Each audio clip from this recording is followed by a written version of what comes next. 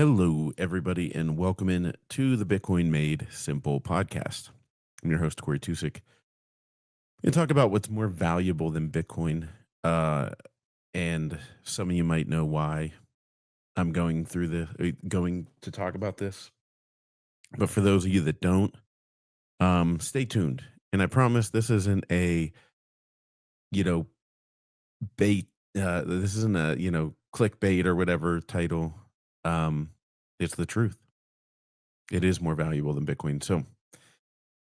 But one thing you should do if you value Bitcoin is you should get a BitBox02 hardware wallet. Go to bitbox.swiss/Bitcoin made simple. Use promo code Bitcoin made simple to get 5% off your order.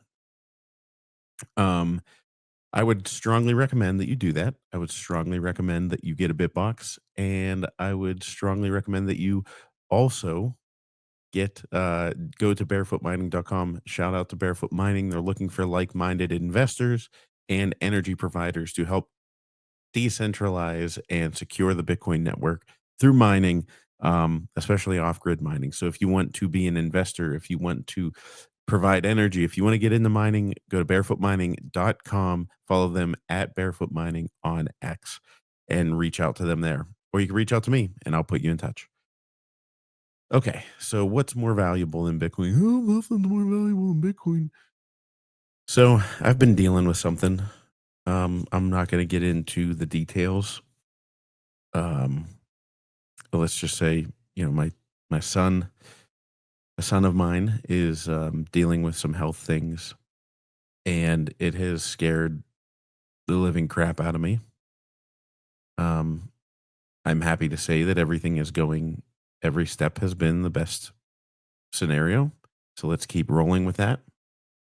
Um, and and I will say it's not cancer, so thank God for that. And if you are the praying type, I could say throw a prayer out there for every child that is dealing with that as well, because um, while we're at the hospital, we see lots of that.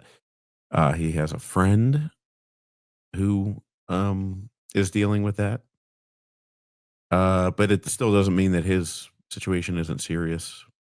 It is very serious, um, and but you know, he's going to come through it all.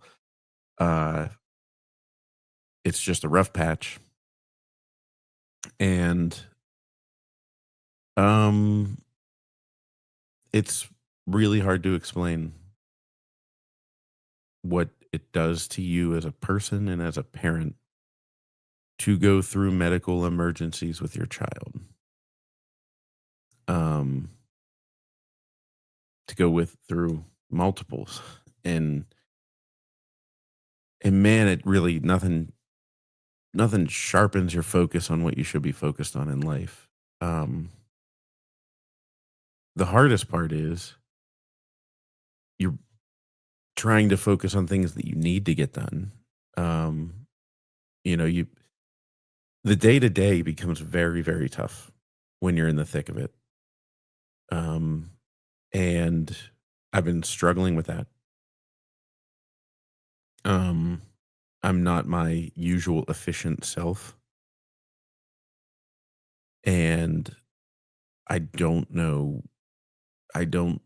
I can only pin it on that, and I'm not making an excuse for myself. I need to be better, but uh, that's the only thing I can think. It's because I can become laser focused on what he needs. So I've talked about it before. Some of you know I do have OCD. Um, it is not I need to touch every, crack on the floor. I need to touch every brick as I walk by. Um, it is so it's called Pure O. Uh, it's is that the right term? Pure OCD. Yes, yes, yes. So it's thoughts become intrusive and unwanted. Um, and so it's all mental.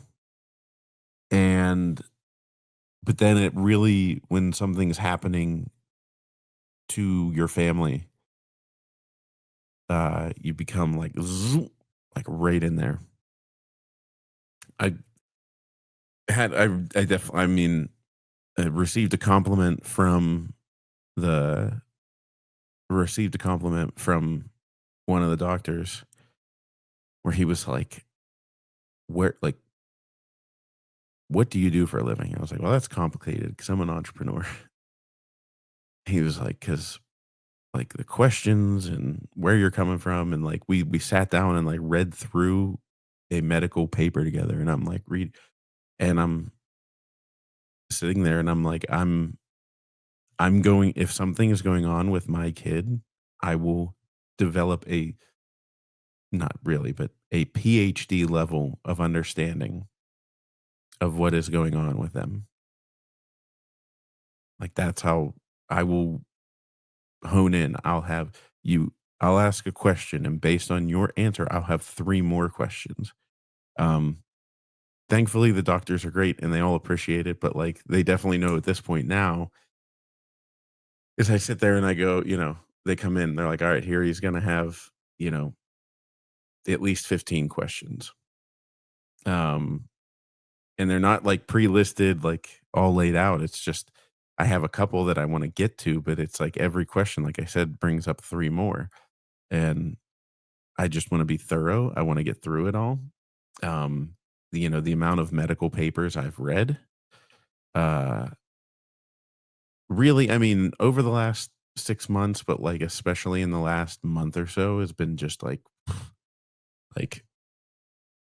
uh, you know, my son actually asked me while we were in the hospital something about, like, "Where when do you research all this stuff, or when do you read all this stuff?" And I was like, "All the time."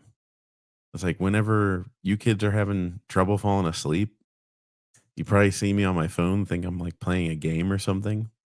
No, that's for better or for worse, that's what an obsessive personality does, um, is that you will drill down and absolutely make sure you're making the right decisions.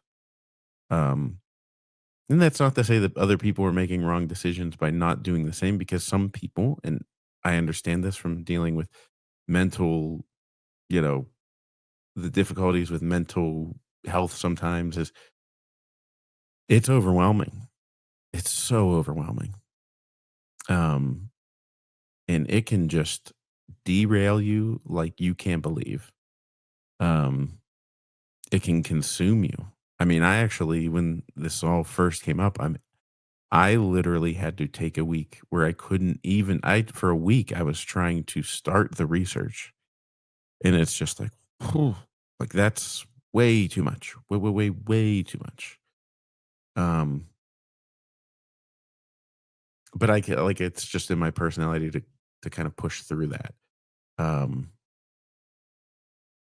you know, for example, like, even there's I'll go through and I'm like, "You need to tell me, like, we need to walk through what everything you're gonna say is gonna mean, because I gotta be prepared for my wife to respond. Like, when she hears something, I need to have her prepped as to what that means and not have her questioning, 'Wait, does this mean X, Y, or Z?'"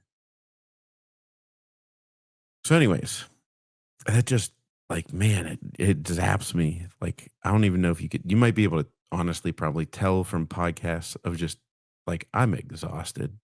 I am whooped. Not getting a ton of sleep. Just, like,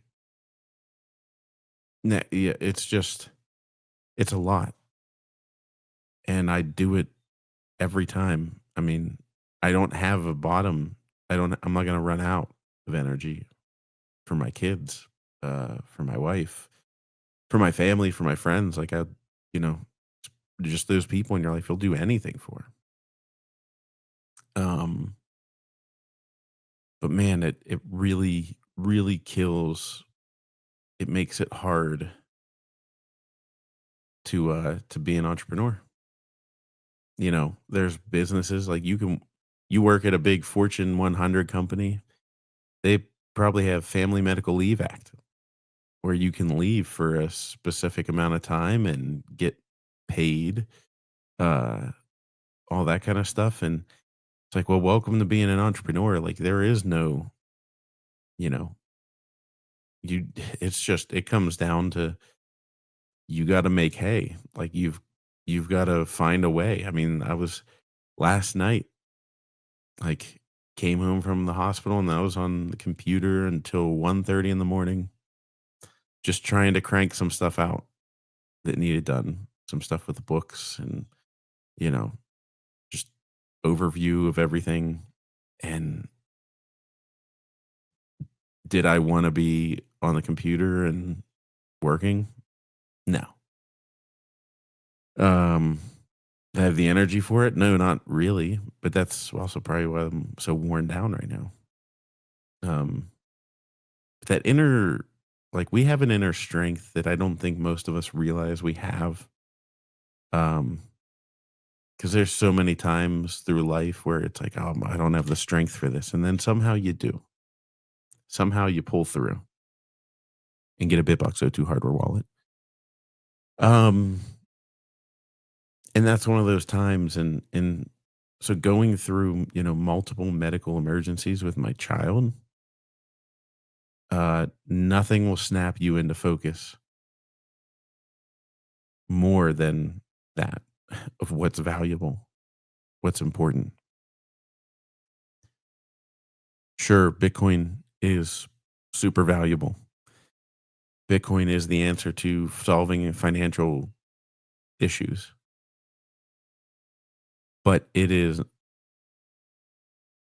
not the most important thing in life. That is your time, that is your family, your friends, your that's your biggest asset, you know?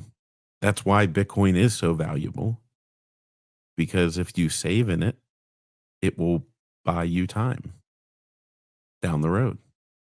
Everybody thinks, "Oh, Bitcoin moons and goes to, you know, a million, $2 million, and you'll never have to work a day the rest of your life." Maybe that's not the case, but what if what if Bitcoin just triples? Let's say to 300K. If Bitcoin triples and